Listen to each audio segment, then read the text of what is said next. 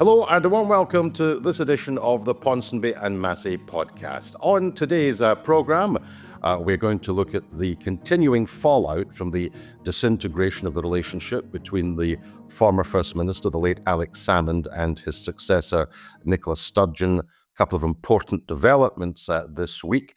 The Conservative leader of Glasgow City Council's group, Councillor Thomas Kerr, has defected to Reform UK. Significant or not, he'd one or two interesting things to say about the Scottish Tories. We'll chew over that.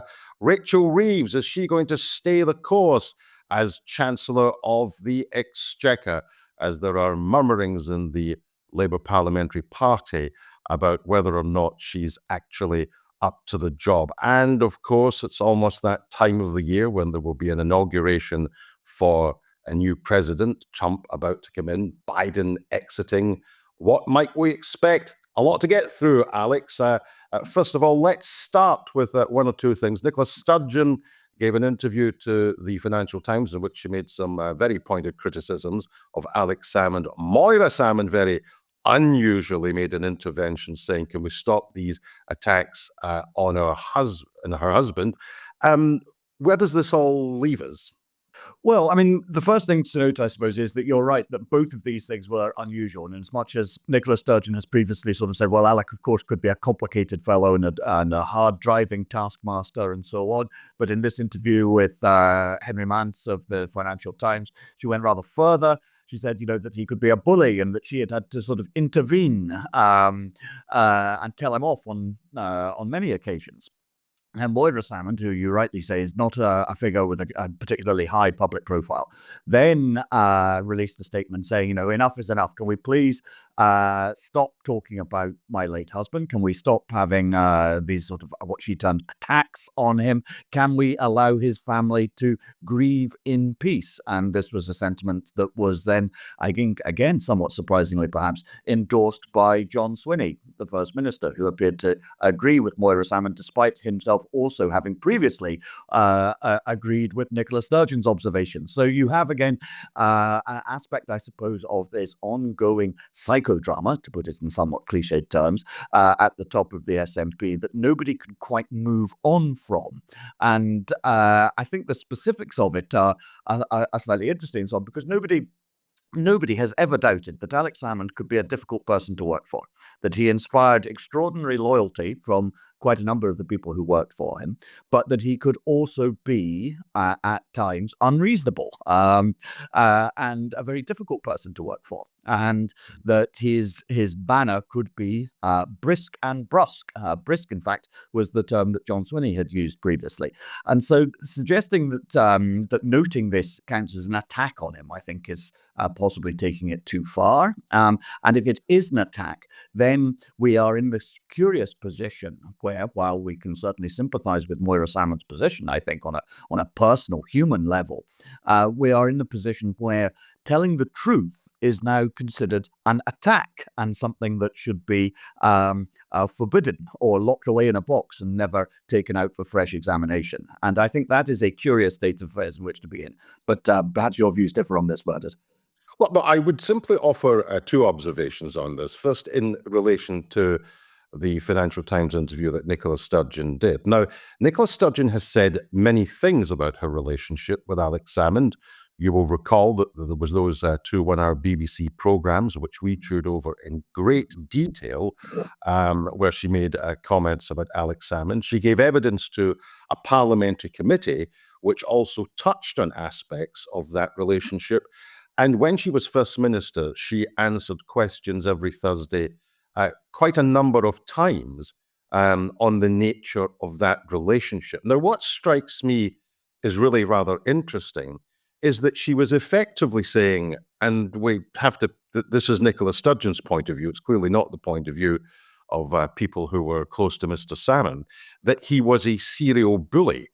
That clearly was her point of view, and she had to repeatedly intervene. Now, might it have been instructive for her to say that to the parliamentary committee who chewed over all of this? Might it have been relevant to say that in the parliament when she's been questioned? about this. It does rather seem to me that when this relationship was disintegrating, she was giving interviews and she was giving answers to Parliament which were measured, overly measured perhaps, to the extent to which they, they were not full answers. But we've now got the full answers in the form of this interview. So that in itself, I think, is rather interesting. The second observation that I would make is in relation to Moira Salmon. Moira Salmon is a figure who has always been in the background. Alex Salmond was always dedicated in terms of protecting her privacy. And indeed, Moira Salmon did not seek and indeed did not want any public role whatsoever when Mr. Salmond was First Minister, apart from the odd behind-the-scenes ceremonial. But Alex Salmond had a number of people over the years that were close to him, a number of people that he would have used as a sounding board whenever he was going to do anything. But the most important sounding board that he actually had was his wife. That's how close the relationship was. It is, I have to tell you, it goes against the grain of Moira Salmon's personality to make such an intervention. That she feels the need to make that intervention is significant. And one final thought, and let me get your views on this about how this may well play out. Several weeks ago that we learned that there was a rich figure in Scotland who was going to fund the ongoing legal battles that Mr. Salmond had with the Scottish government. Now, that would have been done with Moira Salmon's blessing. If Moira Salmond had said, that's it, I want no more of this, it is emotionally stressful, I want to forget about it, I want to put it to bed. But no, she has effectively given the green light, and therefore the full circumstances of this relationship and how it disintegrated and how the government probed Mr. Salmond isn't yet over. So where do you think it may well land, Alex? Well, I mean, I think there is, clearly a lot of people have a lot of interest in it, in this subject being put to bed once and for all, so to speak. And it is increasingly obvious, I think, that many of Alex Salmon's closest confidants and supporters do not wish to have this put to bed. It clearly suits John Swinney and the SNP to have this matter ended one way or another once and for all, because the ongoing fallout from it can't possibly benefit the SNP, even though I am not sure that it would actually now be the kind of thing that damages the Scottish government hugely, on the grounds that Salmond is obviously now has passed on. Nicola Sturgeon is no longer in office. Nobody expects her to seek re-election in 2026. There is a gathering and increasing sense, I think, in which this is seen as of interest, perhaps, but also somewhat prurient and gossip-related and slightly scurrilous, and above all, possibly yesterday's news. I think a lot of voters have, as I say, a slightly prurient interest in this, but it's not the sort of thing that necessarily will dictate their voting choices or even really how they see any of the major figures, because I think most people's minds are made up about both Alex Salmond and indeed Nicola Sturgeon. There's very little that can be done to shift that or to change people's views. So there is a definite incentive, if you like, just to bury this all once and for all. But it is very difficult for that to happen, obviously, if Alex Salmon's family and supporters are continuing to take legal action against the Scottish government. And, it seems to me that they can't have it both ways. They can't, on the one hand, continue to pursue this action while at the same time deploring any talk or analysis of Alex Salmond, the man, and his behavior. And again, there is an important distinction to be drawn here, that yes, Alex Salmond was acquitted of all the criminal charges made against him, but there is a significant difference between behavior which is criminal and behavior which is, if you like, not criminal, but still suboptimal. And it seems to me that when it comes to Alex Salmond's character and personal behavior and so on, there is considerable room there for behavior which would be considered appalling if committed by other people. But which does not, nevertheless, rise to the level of criminal behavior. And it is reasonable for people to observe that reality. And if Mr. Salmon's family and friends dislike that, well, that is in the end, I think, too bad. Yeah, and the point that I made in relation to Nicola Sturgeon is that if she had said in Parliament and to a parliamentary committee, in the way in which she said it to the Financial Times, this would have been, I think, rather more interesting than the rather measured replies that she gave. I mean, just to wrap this little bit of the show up, I mean, the ongoing legal issues, you're right. I mean, they will have no immediate electoral consequences for the SNP whatsoever. In a sense, the political fallout in terms of its ability to harm the SNP is probably at an end. That doesn't mean that we have got the final word in this. And people like Kenny McCaskill and Fergus Ewing, I mean, I've never seen Fergus Ewing as... He's angry about quite a lot these days. Fergus is angry about quite a lot. I've watched them now on a number of occasions on platforms talk about this. I've genuinely never, ever seen him so angry. And the purpose of the legal action is to do two things. First of all, it's to get as much full disclosure about what happened behind the scenes, about how these allegations were treated. And of course, really, what they're at in terms of the longer term game, and both Fergus Ewing and Kenny McCaskill have said this, is that he was the subject of a conspiracy effectively to put him into a criminal court. I have no idea whether that is true or not. I have no idea whether there is any evidence that would suggest that or point to that. They clearly believe that there is. If there were to be evidence of that sort, that this issue could potentially come back in the future. But given how slowly the wheels of justice actually turn, we're a long way from that. So from the courts, let's go to the august building that is Glasgow City Chambers, Alex, because the group leader of the Conservatives, Councillor Thomas Kerr, something actually of a rising star in Scottish Conservative circles, has decided to defect to Reform UK. An interesting one. Absolutely. I mean, Councillor Kerr is not the first Tory councillor to defect to Reform. I mean, a couple of councillors in Aberdeenshire have done so, and a couple in North Ayrshire have done so as well. But he is, I suppose, the highest profile by virtue of being, as you say, the leader of the Conservative group at Glasgow City Council. I mean, it has to be said, this is not a large group. You could, in fact, fit the entire Tory group on a tandem bicycle. But nevertheless, it is an embarrassment, I think, for Russell Findlay, the leader of the Scottish Tories. An embarrassment perhaps made worse by some of the things that Councillor Kerr has said in announcing his defection to Nigel Farage's party. That is to say that he suggested that Russell Findlay doesn't have the freedom to make the kind of changes to the Scottish Tory party that may be thought necessary. That Findlay is leader in name only, really. That there are, yet again, dark and shadowy forces somewhere behind the scenes in the Scottish Tory world who are sort of pulling the strings, orchestrating matters, manipulating the new leader, or at the very least, sharply reducing the new leader's room for manoeuvre.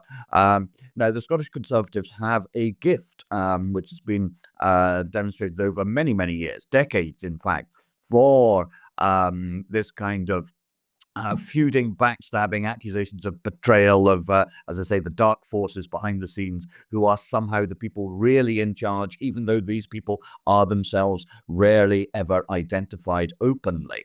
But it is further demonstration, I think, of something that we see from the opinion polls as well, that the momentum is not with the Scottish Tories. We've now had a couple of opinion polls that have shown that in Scotland, as in the rest of the United Kingdom, Reform are now polling at or above the level of the Conservative Party. And that obviously has very severe implications for the Conservative Party across the UK, leading them to talk about, well, how do we see off this threat from our right? Now, the question is, are they actually characterizing that threat correctly? And B, can they actually do anything about it? Or should they instead trust that reform is a kind of storm that will blow itself out? Now, there are obvious risks, I think, to taking that approach, but it isn't necessarily the worst option available to the Conservative Party, because shifting to make some kind of accommodation with reform is the sort of paying the Danegeld type policy. And as we know, when you pay the Danegeld, you never get rid of the Dane.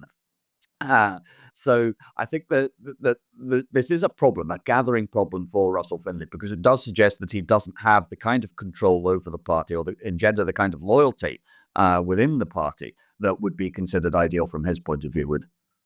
There will be Conservatives across Scotland who are ambitious, who throughout 2025, if reform continue to poll these levels in public opinion polls, and if projections are suggesting that they could get anything from a dozen to 15 MSPs, a number of ambitious Scottish Conservatives may well say to themselves, why hang around in the Scottish Conservative and Unionist Party trying to become an MSP when here is a head of steam behind a centre-right party, or a right-wing party, it's not a centre-right party, a right-wing party, and I may well take my political affections elsewhere. Why do I think that Thomas Kerr's defection is significant? A number of things. He's a pretty able fellow. He's a young guy.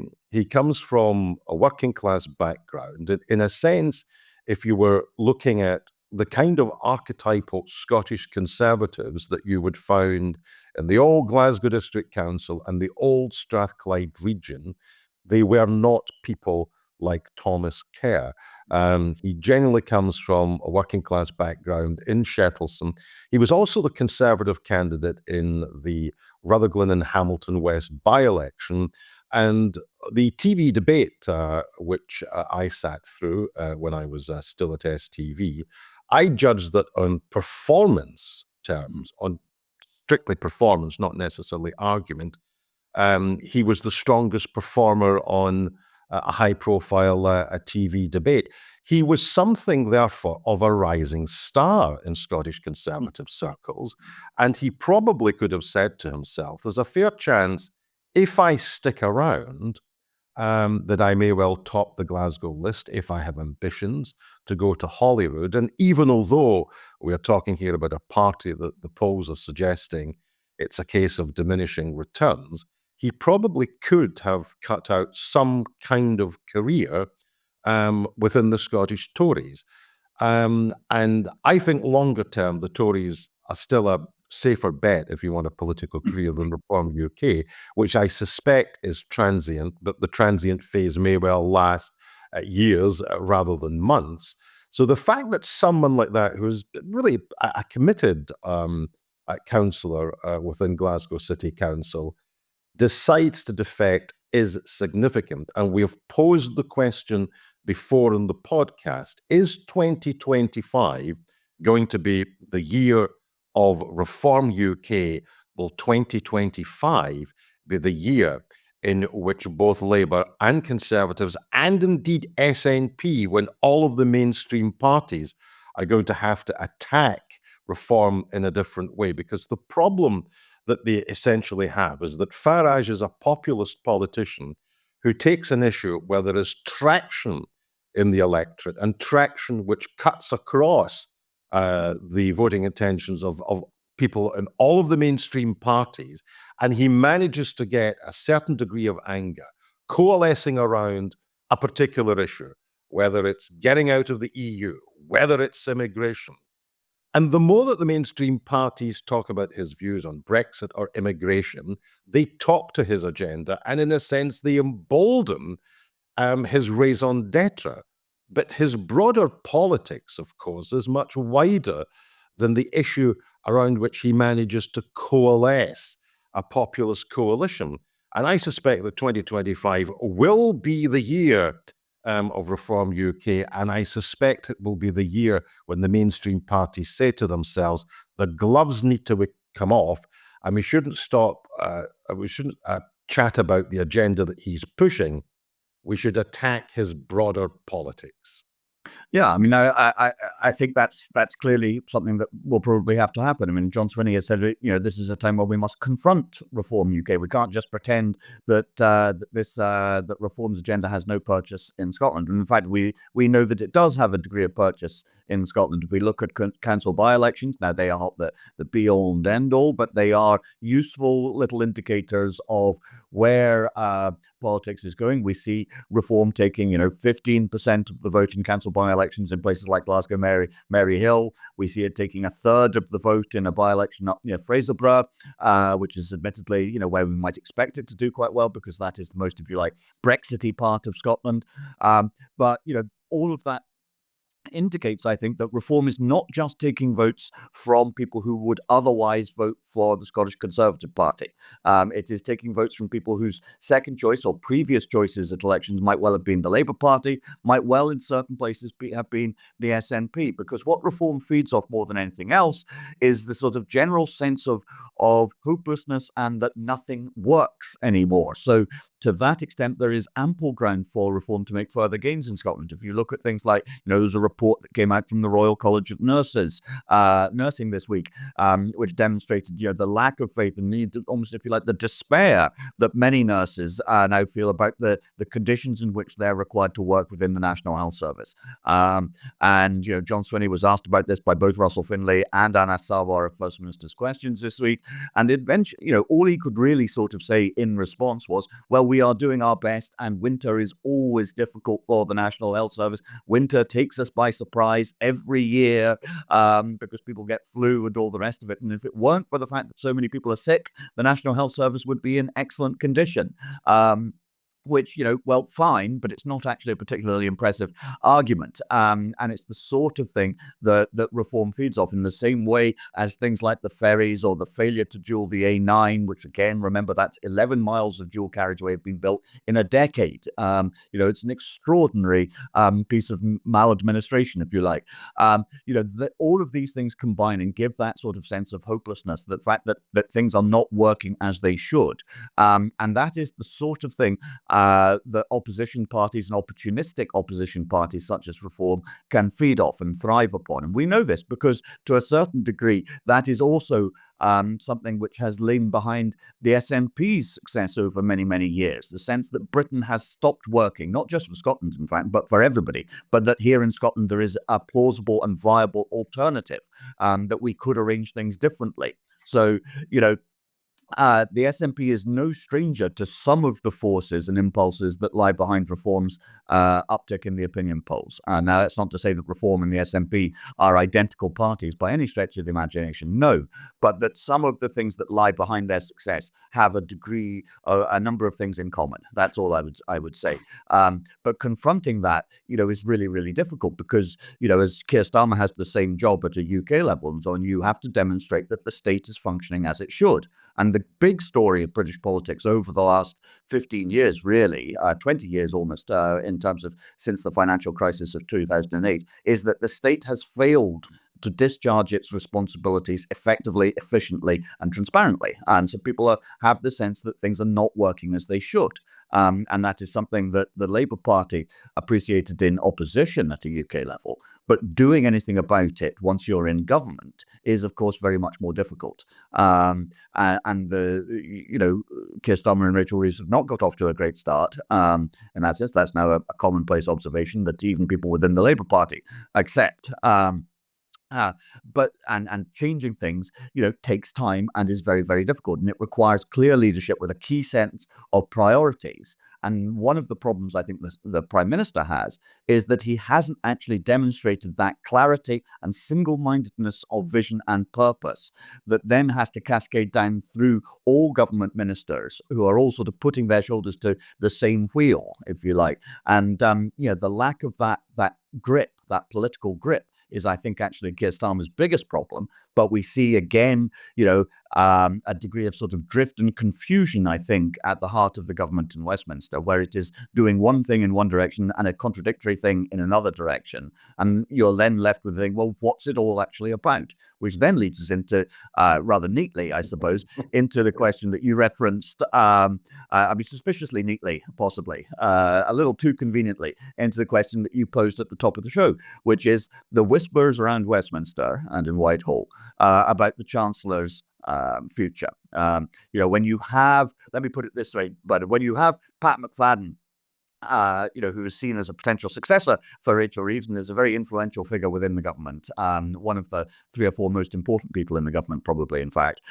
When you have him being asked, does the Chancellor have a future? Will the Chancellor be in office in 12 months' time? The mere fact that question is being asked, however foolish and stupid the question may be, and people's mileage will vary on that, the mere fact of it being asked is itself a leading indicator of the difficulties in which the government presently finds itself.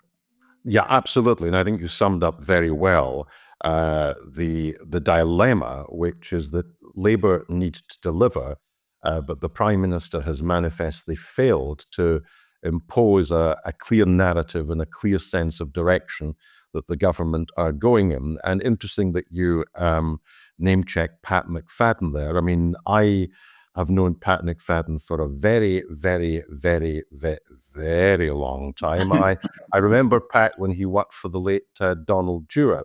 And the one thing about Pat McFadden, even back then, when he was working for Donald Dewar in the 1990s, he is somebody who tends to think strategically. Where is it we're going? Where is the end game? How do we get there? What are the policies that are needed in order to make delivery possible? So he thinks strategically. And of course, if you're looking at the start that the government have made, it is a legitimate criticism to say, well, we simply don't know where they are headed. And I think it's compounded, and I've said this before, and I think this will become more apparent as the year goes on, that you need clear political communicators. Starmer is not a clear political communicator, nor is Rachel Reeves. They also, unfortunately, not their own fault, it's the voice you're born with, sound somewhat automaton, somewhat robotic. And I think this is an additional turn-off. I think that the whispers about Rachel Reeves, and at the moment, I don't think that we're even into Sugarly Peg territory. I think she's utterly and completely safe as houses.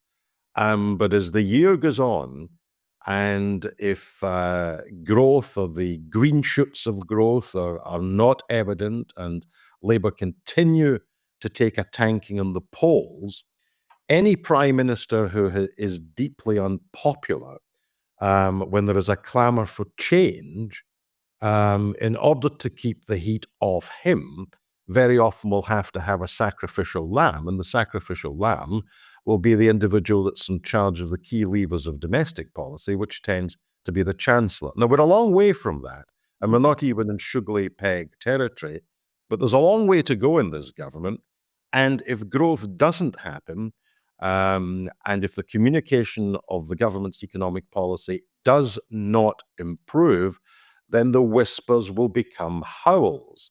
And I suspect that in those circumstances, she may well not see out the entire Parliament. I mean, there are instances when a Chancellor, or indeed any minister, when they lose authority and when they do not command the respect of the party and they do not command any respect in the country, their fate becomes a fait accompli.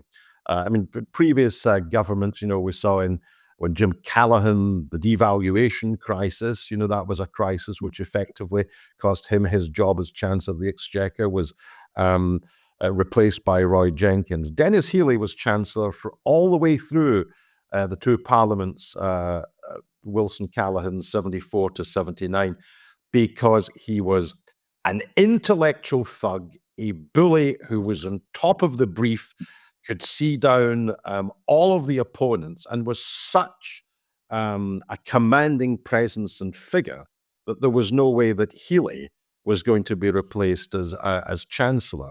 Again, we can see a sort of loss of authority, Norman Lamont, all of that kind of stuff. If there is an event where there is a loss of authority, you go. Because if you keep the Chancellor in place, it's not just the Chancellor who loses authority, it's the entire government. So we're a long way from Rachel Reeves being replaced. We're not even in Sugarly Peg territory. But unless the communication improves, unless those green shoots of economic recovery are evident by the year's end, then we will be into Sugarly Peg territory. Yeah, I mean, I agree. I mean, I think the Today program on the BBC was, Nick Robinson and other presenters were talking about a crisis in the markets and so on that was putting the Chancellor under further pressure and so on, with gilt yields having risen to the heights not reached in 25 years. I think that is also overblowing it enormously. And although, gilt yields are rising for government debt across the Western world and so on, and it's true the UK is, it's affecting the UK more than other countries, but it's not something that is actually being caused by decisions made in Downing Street. It is part of the broader international context, but it is the fundamental problem for this government that it keeps saying that, economic growth is our defining national mission. But I don't actually think most cabinet ministers and most members of the Labour Party think that economic growth is their defining mission. I think it's something that they accept they have to say, but it's not something they truly believe. It's not what they got in politics for. And so their fealty to the importance of growth is one of political and economic expediency rather than a deep core conviction that then drives and defines all other choices that the government makes. So, for instance, economic growth is, the prerequisite for everything else we want to do, according to the Prime Minister, according to the Chancellor. Okay, fine. You then have Angela Rayner bringing in an employment bill that, whatever the merits of its individual components, and we can talk about them, we can say that that's a good thing about 0 hours contracts or whatever, or the ease with which employers can hire and dismiss employees. Again, you can talk and have a disagreement and whatever about the individual components of this bill, but the overall package and so on, it is very difficult to look at that and think, well, that is a kind of economic stimulus bill. It seems to be, and it's certainly not seen that way by business. And again, it is the private sector that has to do a lot of the driving and the delivery of economic growth. And business leaders, and again, you can say, well, they would say this, or you can say they're wrong or whatever and so on, but you have to acknowledge, I think, their concerns about some of these measures and the likely impact they will have on growth, in the same way as, it was business that was expected to fill in the totality of the black hole the government claimed to have discovered was part of its legacy from the Conservatives. Now, again, you could say, well, that was a reasonable decision politically and economically, but you can't, I think, say, well, this was a pro-growth decision. And so, again, you come back to that question of political leadership and the setting of priorities and insisting that this is what we're about and everything has to serve that agenda. And I don't think that the Prime Minister has shown that kind of political leadership, that clarity of vision in terms of setting the parameters within which his government is going to operate. So you have an awful lot of things that, you have lip service to, growth, which is needed to, reduce the amount of debt interest payments and so on, to make them, easier to handle, to free up fiscal headroom for investment or spending on public services and all the rest of it. If that is the goal, then you have to actually commit to it. And I don't see the government actually doing that. Yeah, the problem, of course, is that if everything is predicated on economic growth and you don't get economic growth, then by definition, you're not going to be doing a great deal because there's no headroom to spend extra money. I mean, we chewed over the budget, and we both agreed, I think, that it was an old Labour budget. Now, the terms of the end game as it relates to lower paid workers, I would absolutely and completely defend what the government did. I think it was showing a sense of purpose. The issue and the problem, as we have identified before, is that Labour did a fantastic job in opposition about getting business on side. There was a sense in which business were actually relieved that the Conservatives were going to be kicked out of office, because the relationships which they were having with senior Labour figures and the wooing that took place, all of the stuff around economic growth was music to their ears. What, of course, that they needed was a strategy for growth. Now, the stuff about infrastructure and green energy and all of this, the problem with that kind of stuff is that, yes, it can deliver growth, but it can't deliver growth in a year, 18 months, or 2 years. It's for the longer term. And the problem with the management of plugging the black hole, finding additional resources for the National Health Service, is that the entire amount, as you've pointed out, effectively fell on business. That's the old Labour part of the budget, which was actually problematic because it was inconsistent with the mood music that business was hearing before the election. And of course, if it acts as a brake on businesses employing people, because there's the double whammy of the national insurance and the rise of the national minimum wage and all the rest of it, it could act as a brake on growth. And I think to go for one tax as almost a silver bullet was the wrong approach. But of course, she boxed herself in, and Labour boxed themselves in during the election by making the pledges that they did. But we're going to come back to this one through 2025 quite a lot. We should sort of nip over the pond a little bit because Sleepy Joe, as Trump calls him, is about to shuffle off. Look, literally shuffle off. And the orange monster is about to come in. What should we be looking out for early days, apart from a whole load of headlines, a whole load of nonsense, a whole lot of contradictory stuff, a whole lot of entertainment? And if you're a sensible, sane, and rational person looking in on this, I suspect a whole lot of worry.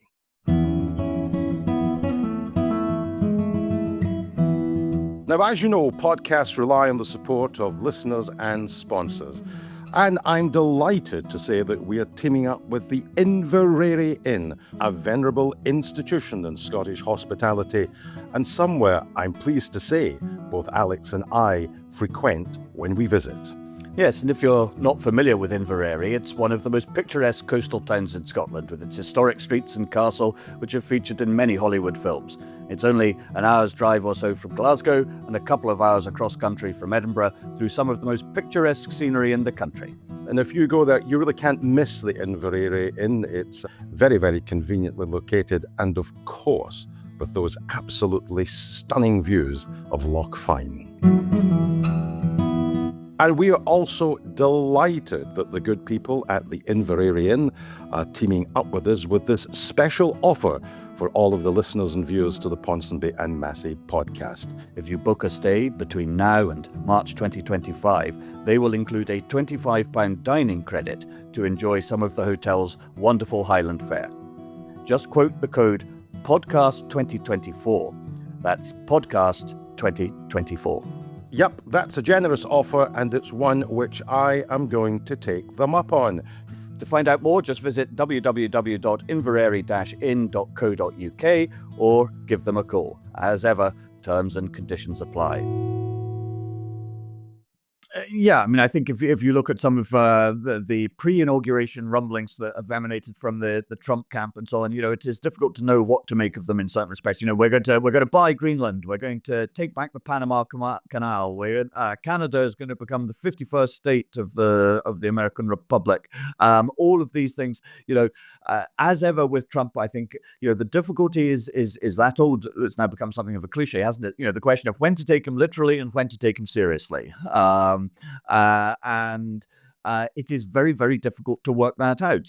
At the moment, you have an awful lot of expectation of what is going to happen. I think economically, again, if you look at the global economy and so on, the prospect of Trump imposing tariffs on all imports to the United States is something that will cause an awful lot of anxiety and worry and concern in all its major trading partners. It is not something that will be good for the United States economy either. It is, tariffs in the end are paid for by your own domestic consumers. But we have a sense in which we are reverting back to, politics of 100 years ago in some ways. Great power competition, arguments over free trade, which have never been as settled as fully in the United States as they've been settled in the United Kingdom. It should be said, Trump is not saying anything now that he did not say in the 1980s when Japan was the great scare and the great threat to American economic supremacy. At the time, it is now China, of course. So, there are consistent threads that you can look at in Trump's rhetoric and so on and find, previous incarnations of those in American political history and economic and social history as well. But that doesn't necessarily help those who are trying to engage with the United States as they move forward. Everybody has to make a kind of accommodation with the new American regime, however distasteful it may be, because the United States remains effectively the world's essential nation. To use the phrase used by Madeleine Albright, the former Secretary of State in the Clinton years, that there are very few international problems that can be solved or even addressed without American engagement. And that is one of the things that I think is deeply concerning for people across the Western world, not just the Western world, as we look forward to Trump's return to the White House. I suppose we should, you mentioned Endgame earlier, Bernard, and Joe Biden literally shuffling off the stage. What do you think Joe Biden's legacy will be?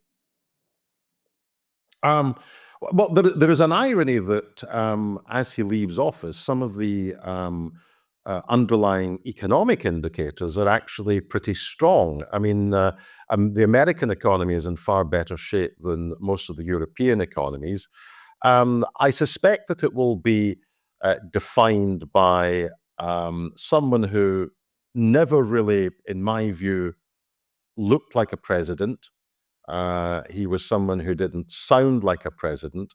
He was an example of putting somebody in who was just too machine for his own good. There's no doubt that if you look at his career in total, his reputation within the Congress and his reputation within the Democratic Party as a political fixer on behalf of Democratic leaders and Democratic presidents is an impressive one. And I think that historians will say he was a good backroom fixer. He was a good number two. He simply didn't have the skill set to be a good number one. And so much of modern politics is about the ability to articulate values and the vision thing. A lot of it is around that, and he manifestly struggled to do that. And it became also evident during the course of the presidency that his memory was failing, that he was physically frail, and all the rest of it.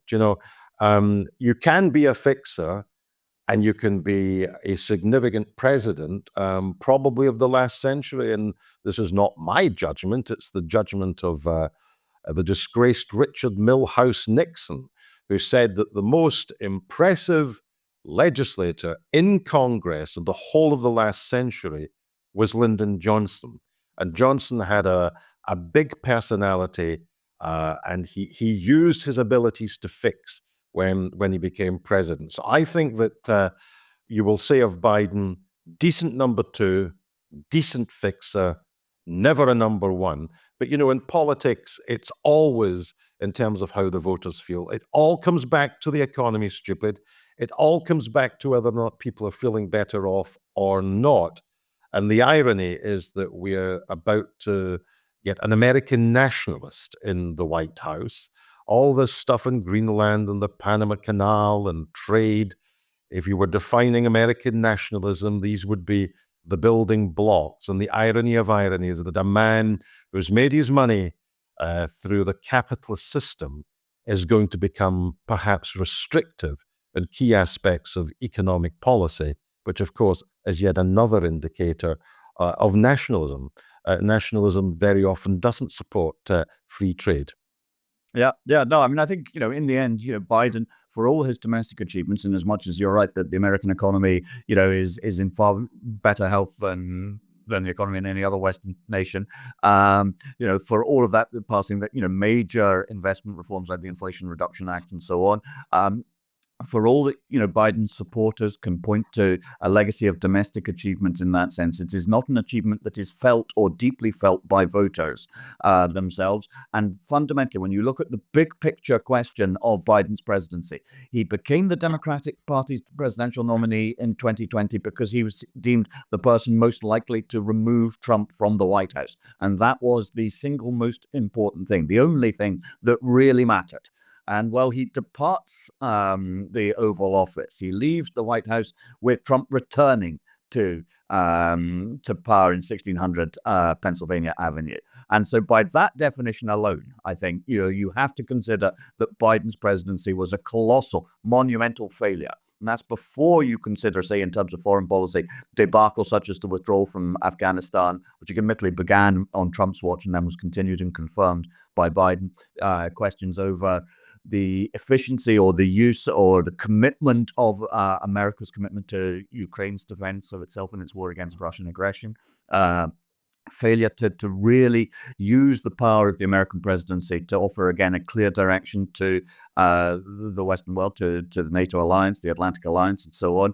I think all of these are things that, again, you can have good faith disagreements and discussions about aspects of American policy over the last 4 years. But you come back to that defining thing, which was that Biden was a stop Trump president. And Trump is returning. So on that alone, everything else fails. I